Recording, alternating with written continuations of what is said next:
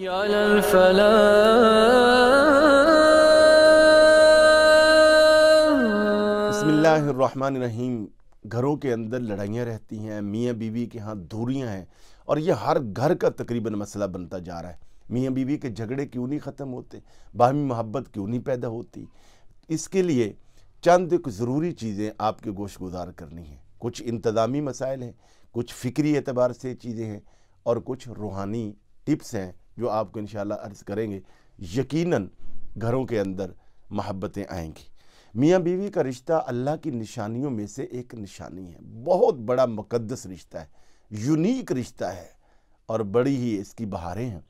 कुरान मजीद ने मियाँ बीवी के रिलेशन को और ताल्लुक़ को बड़े कमाल अंदाज से सूरह अल बकरा में फरमाया, हुन्ना लिबासुल लकुम व अंतुम लिबासुल लहुन्ना। ये तुम एक दूसरे का लिबास हो। लिबास कह के ये बताया कि तुम दोनों एक दूसरे के लिए राहत हो। लिबास आदमी के उयूब पर पर्दा डालता है। लिबास इंसान को राहत देता है, मौसम के मुताबिक सुकून देता है।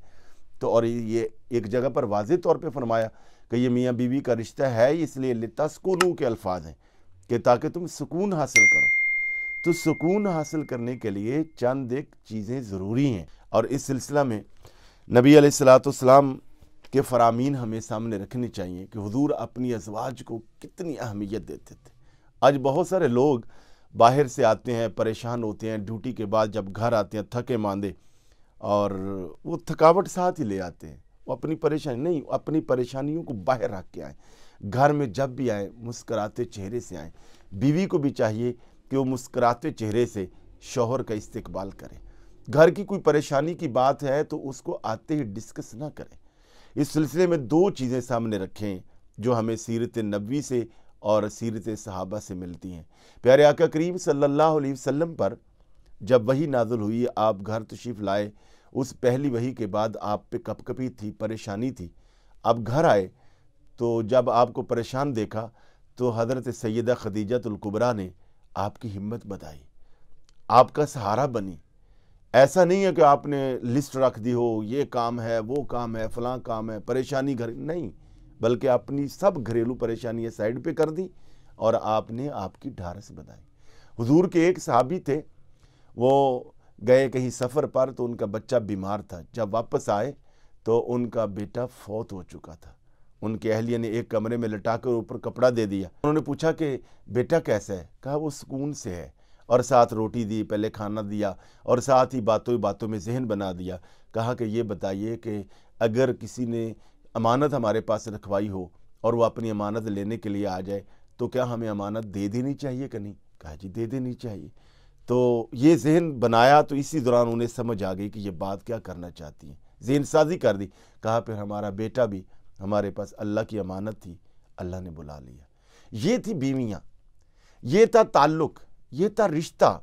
आज हकीकत यह है कि हम मर्दों ने सिर्फ यही एक बात सुन रखी है कि अर्रिजालु कव्वामून अलन निसा, कि रजाल जो हैं, ये मर्द जो हैं, ये औरतों पर हाकिम होते हैं। ये कव्वाम को समझना चाहिए। कव्वाम का माना है कि ज़िम्मेदार होते हैं। ये पहलवान नहीं होते, ये ज़िम्मेदार होते हैं। यानी तुम कहा कि मर्दों तुम लीडर हो, तो लीडर जो होता है वो कायदाना सलाहियतें उसमें होती हैं और सबसे बड़ी जो लीडर के अंदर सलाहियत होनी चाहिए वो सब्र की, तहम्मुल की, वो बर्दाश्त की। और ये सब्र व तहम्मुल इस ताल्लुक़ को निभाने के लिए बुनियादी चीज़ है। हुस्न, मालो दौलत या इल्म और मनसब सब नीचे हैं, असल चीज़ क्या है? सब्र व तहम्मुल।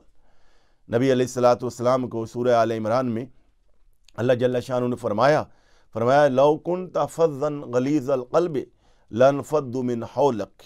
फरमाया ए पैगम्बर सल्लल्लाहु अलैहि वसल्लम, ए प्यारे नबी, अगर आप अपने असहाब पर तंग मिजाज होते, सख्त दिल होते, सख्त गिर होते, बात बात पे उनकी पकड़ करने वाले होते और आप दुरुस्त लहजे में बात करने वाले होते तो लनफ़द्दु मिन हौलिक, या आपके इर्द गिर्द से भाग जाते।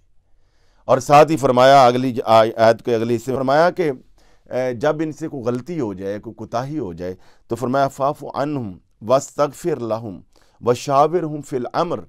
फरमाया कि जब कोई गलती हो जाए तो तुम माफ़ किया करो, درگزر کیا کرو، صرف نظر کیا کرو، ان کے لیے استغفار کیا کرو، یعنی دعا کیا کرو، اور معاملات میں ان سے مشاورت کیا کرو۔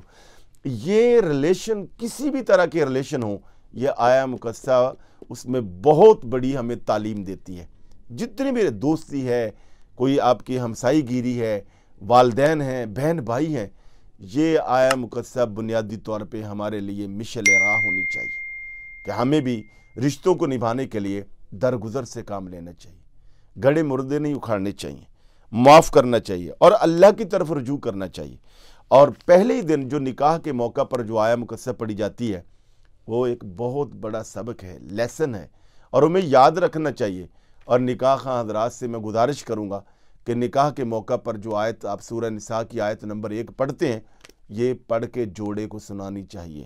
فرمایا یا ایھا الناس اتقوا ربکم الذی خلقکم من نفس واحدہ، فرمایا کہ ایک دوسرے پر برتری حاصل نہ کرنے کی کوشش نہ کرنا کہ میں بڑا ہوں، میں بڑے خاندان سے ہوں، میں نے اتنا پڑھا ہے، میرا یہ منصب ہے، نہیں، بلکہ فرمایا تم دونوں ہی اولاد آدم ہو۔ آگے جا کر فرمایا واتقوا اللہ الذی تساءلون بہ والارحام، فرمایا کہ ایسے نہیں ہے کہ تم سے پوچھنی ہوگی رشتوں کے بارے میں، تمہیں قیامت والے دن پوچھ ہونی ہے، تو یہ رشتہ تقوی کی بنیاد پر جوڑو، اور دونوں کو خوف خدا ہونا چاہیے۔